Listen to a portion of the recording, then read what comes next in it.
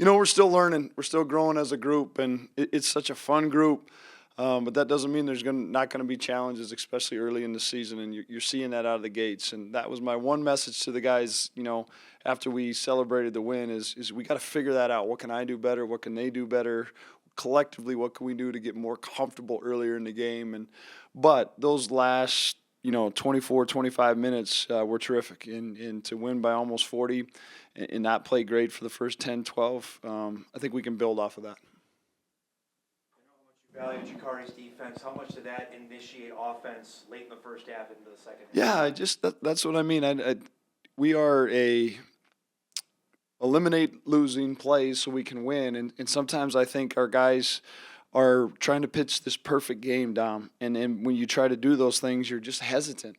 And we finally had some urgency to us defensively. Jacari's going to be a big part of that, the way he guards the ball. And I thought Andy Stefanowicz did a terrific job just changing the pace offensively, getting that ball moving and popping. That was fun to see. Your freshman, Trayson Anderson, I think he led in rebounds for the game. Yeah. Well, obviously Jackson being out, but still provided valuable minutes. What do you think of him? Trayson's got a tremendously bright future. We were very, very excited when we got him. And you're going to start to continue to see some things now. Right, he's a freshman. There's going to be some ups and downs, and all that. But he's a very, very talented young man. He wants to continue to get better. He's everything that's right about Bison basketball, and we're excited to have him. Andy's play here make you reevaluate at least what his minutes going forward will be? It's game by game right now. We're figuring it. Brennan was absolutely terrific against Moorhead. And control things. And I tell you what, it's nice from my perspective to have options, and then we can play those options out day by day and game by game. But I'm also like I said with Trayson, Andy's a freshman, and we need to be smart with the mileage on him. We need to understand that there's going to be some ups and downs. There's some inconsistencies that normally come with a freshman. But very happy for both of those two tonight. And Bissett on the defensive end, but Jeremiah Burke as well. Of course, the slam he had late in the game, but what is his length? Like this jump, is he making a jump in your mind? Before we left to go for our scrimmage, JB really wasn't even in the rotation. And in that moment, JB had an opportunity. He had an opportunity to pout or an opportunity to be ready when his name was called. And in that scrimmage, some things weren't going right for some other guys. He got in there and just jumped all over that opportunity. And that 48-hour time span when he kept his mind right, and ever since he's been terrific. We had a really great conversation, him and Coach Jones and myself today, and he's really starting to understand. He's really starting to trust, and it's fun to see him having success. There's not a better kid. Was Jackson's status available for Thursday? Probably, out 6 weeks, 7. No, I'm kidding. We need to reevaluate it. He did get it pretty good in practice on Friday. His ankle, and it's as important as any game is, and what a fun opportunity for us to have a Missouri Valley school in here on Thursday. There's still a big picture perspective that we need to keep in mind. So between Alexis, myself, and Jackson, we'll continue to evaluate them. The last 24, 25 minutes. Urgency defensively, pace offensively, extra effort plays, just fun, joy, Bison basketball. Had depth because you obviously have in previous years, but I think all 10 of the first guys played at least 12 minutes. Is that the kind of depth that you were looking for coming into the season? 100%, yeah, and that's the piece to Don's question about Andy and Brennan or JB and Derek and all that thing. That is the one thing that we made a conscious effort, and the portal was very good to us, and the guys that stayed around is we've created a healthy environment of competition, and that's good. That's really good, so we can continue to challenge each other every day in practice, and then that'll lead us to a better version of who we want to be in games as well. Is that the Mason Miller you saw a few years ago, recruiting, trying to get him here? That's the only bad part about it is next year I'm gonna be going to his wedding, and he's not him playing again. So the kid's a gifted talent, and I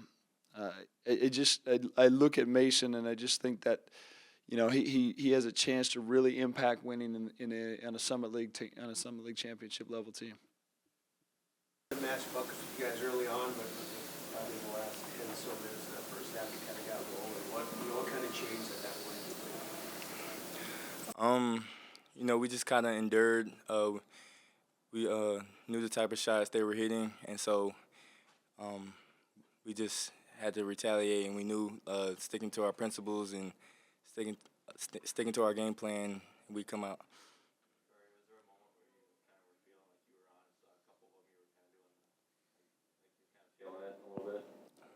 Yeah, I guess you could say that. Yeah, just feeling the energy of the crowd, all that tied together. Plus, we getting stops on defense, so that really hyped me up.